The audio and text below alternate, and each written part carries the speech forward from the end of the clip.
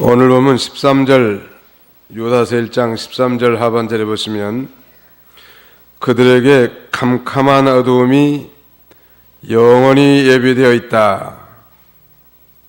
영원히 예비되었다 그랬는데 이 말씀에 의지해서 영원한 흑암이 예비된 자들, 영원한 흑암이 예비된 자들 이런 제목으로 하나님 말씀을 증거하고 함께 은혜 받고자 합니다. 예수 믿고 구원받은 성도들에게 또 하나님의 참된 종들에게는 영원한 광명이 예비된 자들, 영원한 흑암, 이건 곧 지옥 세계를 가리키는데 영원한 흑암이 예비된 자들, 이들의 특징이 무엇인가 오늘 살펴보려고 합니다. 예수 믿고 구원받은 하나님의 백성들, 또 참된 종들에게 영원한 광명의 세계인 천국이 우리에게 예비되어 있단 말이에요. 오늘 유다서에 등장하는 영주주의 거짓 선지자들, 이 소위 노스틱주의자들은 영원한 흑암, eternal blackest darkness, 영원한 흑암이 벌써 예약된 사람들이,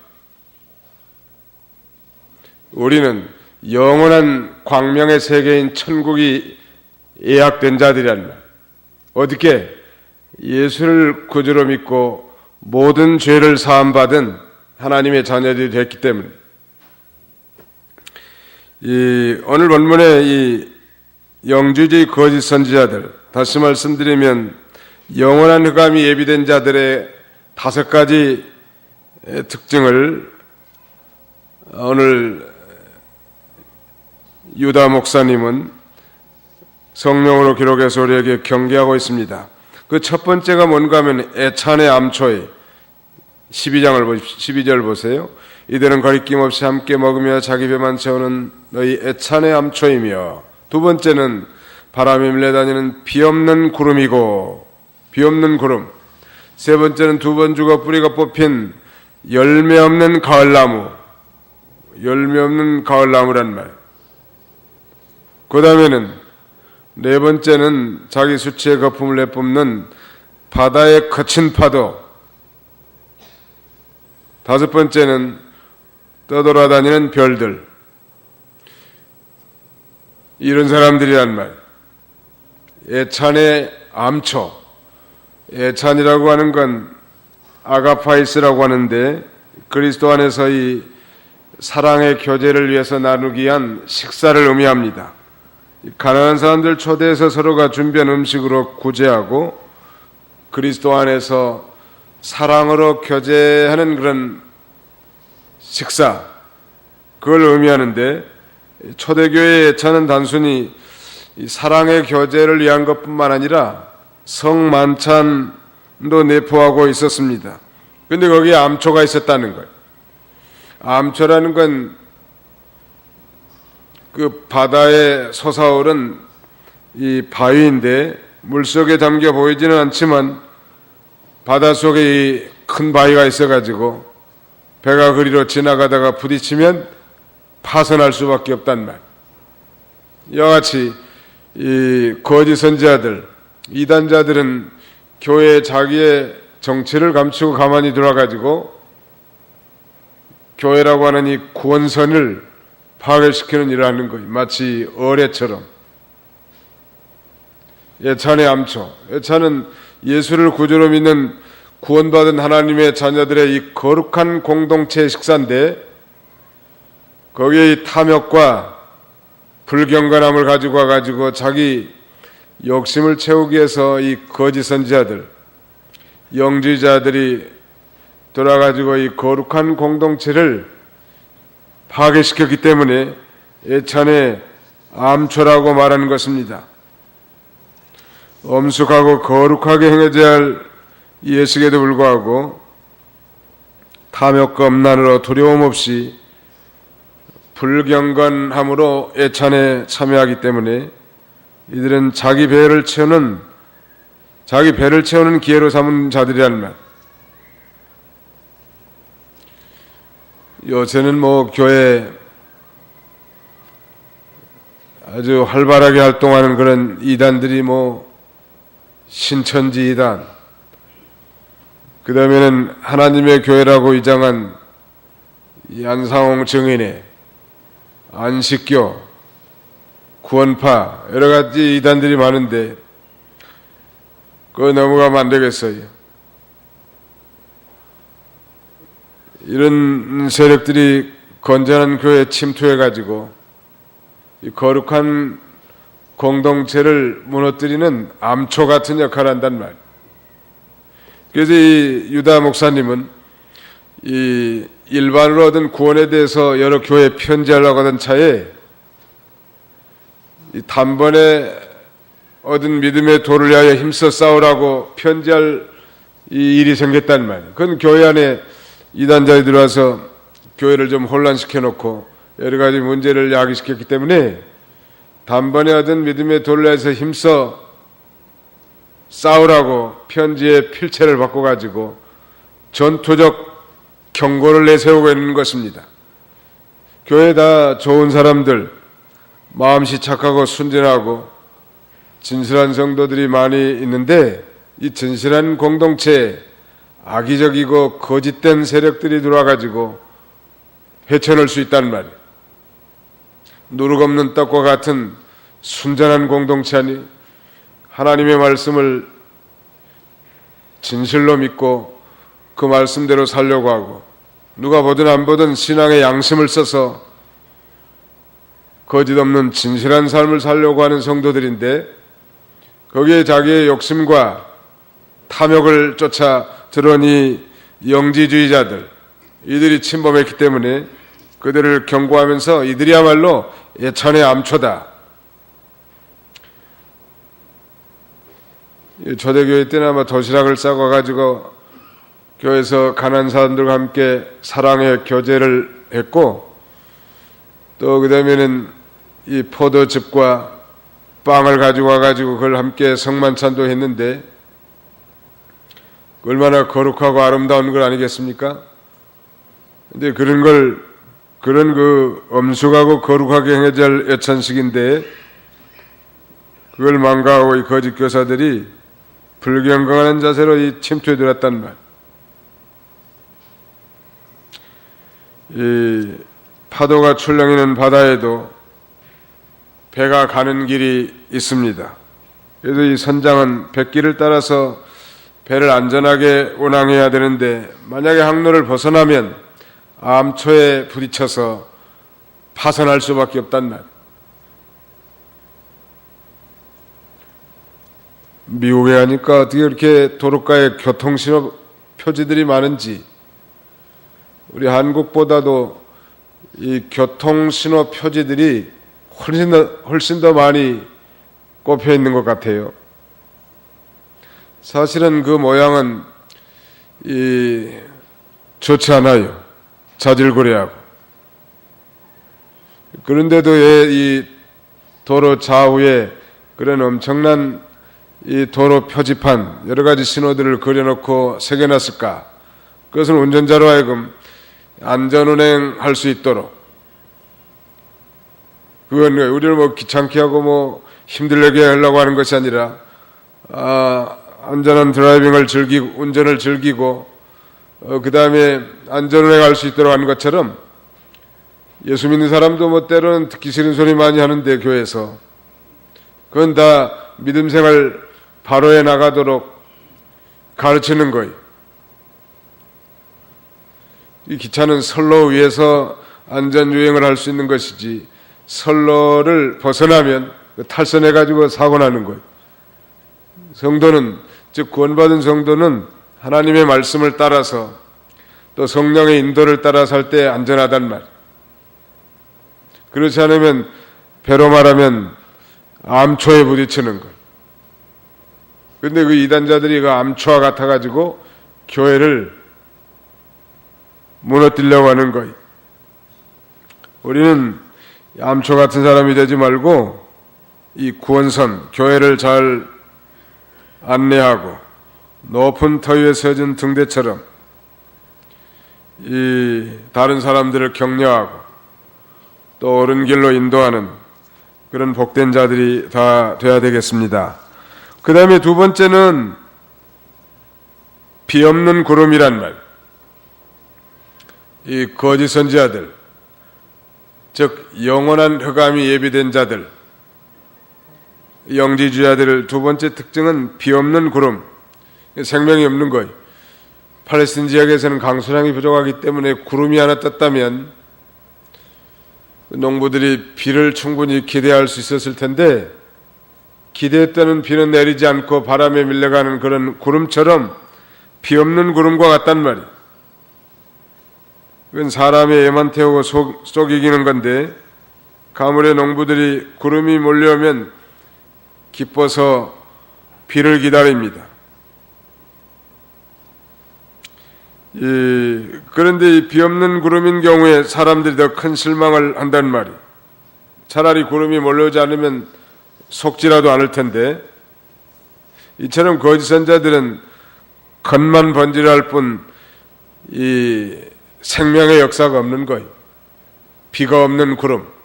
이 구름에는 비가 수분이 내포 있어야 정상적인 건데 생명의 역사가 없어요. 베드로후서 2장 우리 17절을 한번 찾아보실까요? 베드로후서 제2장 17절. 앞으로 몇 장 넘어가시면 베드로후서 2장 17절 같이 한번 찾아서 읽어봅시다. 354페이지 베드로후서 2장 17절 시작.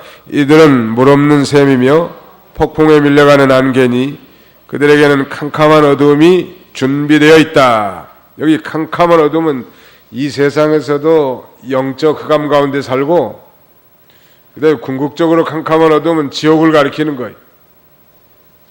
이 거짓 선지자들에게 예비된 건, 예약된 것은 지옥이에요. 캄캄한 어둠의 세계. 근데 이 세상에서 물 없는 샘과 같다는 거예요. 샘에는 당연히 물이 있어서 모든 사람이 찾아가서 마실 수 있어야 되겠는데, 마치 비 없는 구름과 같이 생명이 없는 거예요. 실망만 주고 갈증만 더하게 하는 것입니다.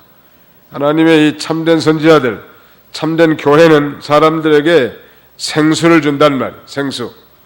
우리의 심령을 해갈시킬 수 있는 이 진리와 영감의 역사, 즉 은혜를 받아서 걸걸한 심령이 좀 쾌활해지고, 그 다음에 곤고한 심령이 유쾌해지고, 답답한 심령이 좀 확 트이는 생수를 마셔야 되겠는데, 물 없는 샘이란 말. 샘이 있으니까 당연히 물이 있을 것이다 하고 떠들어보지만 물이 없어요. 마른 샘. 구름이 바람에 흘러가니까 비가 오겠거니 기대했지만 비를 내리지 못한단 말. 영혼들이 생명을 얻지 못하고 시들어버리고 방황하게 되는 것입니다. 거짓 선지자들이 그런 거예요. 굉장하게 떠들어대고 자기들만 무슨 대단한 구원이 있는 것처럼 선전해대지만 우리 영혼을 참되게 족칠 수 있는 생수가 없단 말이에요. 우리 예수님은 공개된 샘이에요.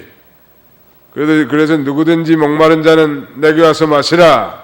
돈 없는 자도 와서 마시고 돈 없이 값없이 와서 포도주와 젖을 사라. 너희 어찌하여 양식이 아닌 것을 위하여 오늘 달아주며 배부르게 못할 것을 위하여 수고하느냐. 나를 청종하라. 그리하면 너희가 좋은 것을 마실 것이오늘. 우리 주님 앞에 나오면 다 생수를 마시고 세상에서 실패하고 좌절했어도 새로운 용기와 힘을 얻게 된다는 말. 우리의 심령을 살리는 영혼의 생수를 마실 수 있기 때문에. 비 없는 구름이나 물 없는 샘은 있는 것 같지만 없어요. 거짓 선지자들이 그런 거예요.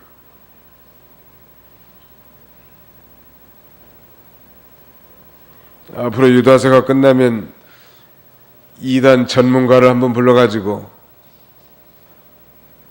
우리가 좀 듣는 것도 좋을 것 같아요.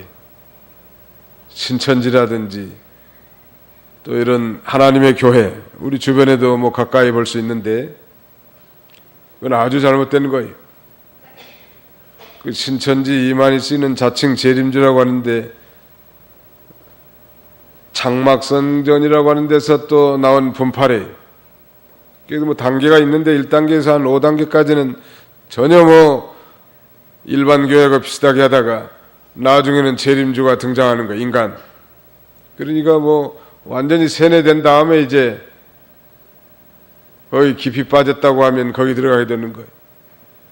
하나님의 교회라고 간판 걸어놓은 건 그 단대오거리 가다가 보면 오른쪽에 유리창에다가 붙여놨는데 그건 안상홍 씨라고 하는 사람이 만든 그런 사이비 종교예요. 안상홍 씨가 무슨 하나님이래. 자기 부인 장길자는 성령님이고 벌써 그거 하나만 봐도 우리는 잘못됐다는 걸 분명하게 알 수 있잖아요. 근데 공부 많이 한 사람들이 또 그런 데 빠는다네요. 그러니까 이건 미혹의 영이 들어가면 어쩔 수 없는 거예요. 바른 진리를 바로 배워야 된단 말이에요. 일생 그 안에서 수고한들 하나님 앞에 가면 그건 설령 구원받은 자랄지라도 그건 빵점이요. 점수를 좀 많이 받아야 되겠는데 비 없는 구름, 물 없는 샘이란 말. 그 다음에는 세 번째는 열매 없는 가을나무. 가을나무 하면 벌써 가을은 결실의 계절이니까 열매를 상상할 수 있을 건데 열매 없는 가을나무란 말. 아유, 우리 집사님도 기도하셨지만 포도나무 가지가 그 줄기에 붙어 있으면 많은 열매를 맺을 수 있을 텐데 열매가 없단 말. 열매는 이 말하자면 그 나무의 이 존재를 분별할 수 있는 거예요. 아무리 그 사람이 말을 잘하고 뭐 대단한 것 같아도 그 사람의 그 열매를 보면 그 나무가 어떤 나무인지 알 수 있단 말이에요. 사과 열매가 맺히면 그 사람은 사과나무예요. 선한 열매를 맺히면 선한 사람이에요. 악한 열매를 맺힌 건 그건 악한 나무란 말. 성령 받은 하나님의 사람들이 성령의 지배를 받는 삶, 성령의 인도와 주장을 받는 삶을 살면 사랑과 희락과 화평과 오래 참음, 자비, 양성, 충성, 온유, 절제와 같은 이런 좋은 열매들을 주렁주렁 맺힐 건데 이들은 성령이 없는 자들이니까 열매가 없단 말. 얼마나 한심하냐는 말이. 소망이 없는 자들이. 두 번 죽었다는 말이 있는데 아주 죽어서 살 소망이 전혀 없다는 거예요. 왜냐하면 뿌리채 완전히 뽑혔기 때문에. 거기 자세히 한번 보세요. 두 번 죽어 뿌리가 뽑힌 열매 없는 가을나무이며 누가 초대교회 이 교회에 은밀하게 침투한 이단자들인 영지주의자들이 그렇다는. 영지주의라는 말은 이 그노시즘이라고 하는데 이들의 주장 중에 하나는 이언론이에요. 이언론이라는 건 아주 극단적인 획일적인 사상인데 영은 거룩하고 깨끗하고 육체는 더럽고 속되다는 거예요. 그래서 우리 육체는 아무렇게나 살아도 된다. 우리가 영원히 구원받았으니까 이제 육체로는 쾌락을 즐겨도 된다. 그래서 쾌락주의가 나온 거예요. 아니다. 우리는 영원히 구원받았으니까 육체는 이제 좀 두들겨 패서 고행에 나가야 된다. 소위 고행주의, 스토아파가 여기서 생긴 거예요. 더 안심한 것은 영은 거룩하고 깨끗한 것이지만 육체는 더럽고 속된 것이기 때문에 어떻게 인류를 구원할 하나님이신 예수님이 육체를 입고 이 땅에 오실 수 있겠느냐라고 말하면서 예수님의 인성을 부정하는 그야말로 이단이란. 이들의 특징은 예찬의 암초고 그 다음에 비 없는 구름일 뿐만 아니라 열매 없는 가을나무처럼 좋은 열매를 맺히지 못한다는 말. 뿌리가 완전히 뽑혔어요. 이 뿌리는 기본 진리라고 할 수 있습니다. 기본 진리. 그러니까 이 예수 그리스도에 관한 중대한 진리를 왜곡하는 거, 이 이단들이. 가령 예수님의 동정녀 탄생을 부인한다든지, 예수님의 인성이나 친성 둘 중에 하나를 부인한다든지, 그의 십자가의 죽으심과 부활을 부인한다든지, 예수님의 재림을 부정한다든지, 전부 다 이건 이단자들이에요. 그러나 좀 소소한 거, 뭐 기본 진리는 아니지만 뭐 세례냐 침례냐 이런 이 작은 것들에 대한 견해 차이를 가지고 우리는 이단이라고 말하지 않습니다.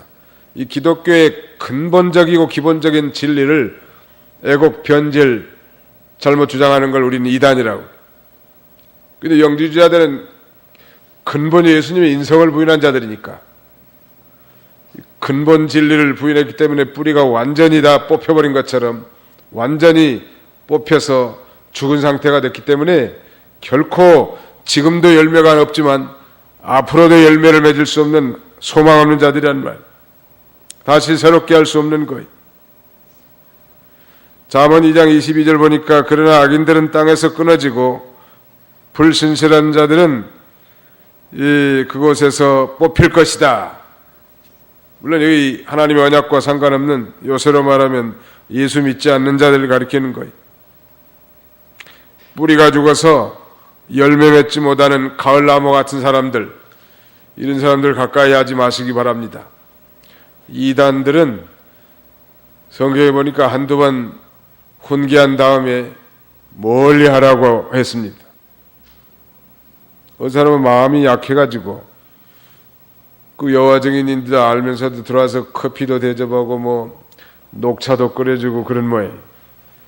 이게 여호와 증인이 자기 수첩을 갖고 다니다가 A, B, C로 이렇게 분류해가지고 생뚱맞게 아예 뭐 문도 안 열어준 사람은 C, 열어줄라 삐끄덕하고 좀 눈이라도 쳐다본 사람은 B, 그래 문 열어주고 아예 커피 끓인 사람은 A, 이렇게 체크해야지. A급 된 사람들은 지속적으로 찾아오는 거예요. 그 사람들은 자기 요리한 성구만 외워가지고 달달달 외워서 얘기하니까 기존 신자들이 이거 못 이겨요. 목사님들도 뭐 따지고 들자고 하는데 뭐 성도들이 넘어갈 수밖에 없다고. 이거 한두 번 훈계한 다음에 악한 이다라 물러가라 하고 물리쳐야 돼. 괜히 들여가지고 커피 끓여주면 이 사람은 좀 순진한 사람이니까 이건 여러 번, 10번 찍으면 넘어가겠구나. 그래서 거기 방문하는 거예요. 집에 들이지도 말고, 성경에 보니까 인사도 하지 말라고 하지 않았습니까? 아무튼 여호와 증인이 악독한 이단들이에요. 미국에 있는데 이 사람들이 또 미국의 한인들 중에 또 여호와 증인파들이, 제가 사는 데는 대부분 다 백인들만 사는 동네에서 살았는데 저는 4년간 어떻게 이거 아시아 사람이 한 사람 있는지 알고 저희 집을 찾아왔더라고.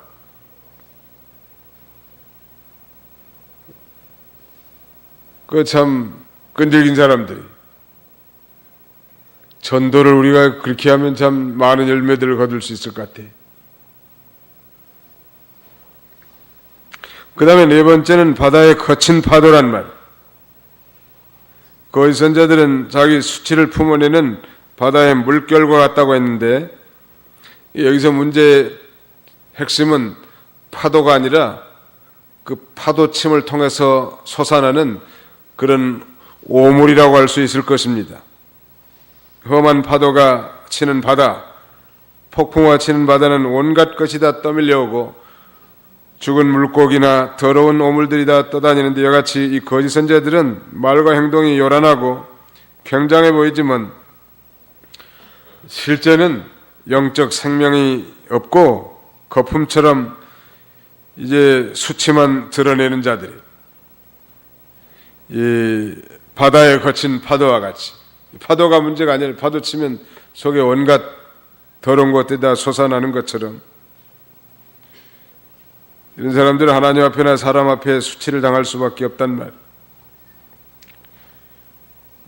또 바다에 거친 파도처럼 격동시키고 싸우고 거칠게 행동한다는, 그 참신자들 보면 겸손하잖아요. 겸손하고 잠잠하고 고요하단 말. 그래도 옳은 건 따라가고 옳지 않은 건 거절하고 싸우고 열안하고 뭐 거품 내고 그런 거 아니에요. 영지주의자들, 바다에 거친 파도가 일 때 속에서 모든 각종 어물과 이물질들이 솟아나는 것처럼 그들의 말과 그들이 하는 행동, 이런 것들이 다 수치스럽고 더러운 것들이 다 드러나잖아요. 한국의 여러 이단들, 이만희 씨라는 사람이 요새 뭐 젊은 여자하고 희낙낙하고 산다는 거예요. 어디서? 그거 다 불쌍한 사람들이 거기 빠진 사람들이.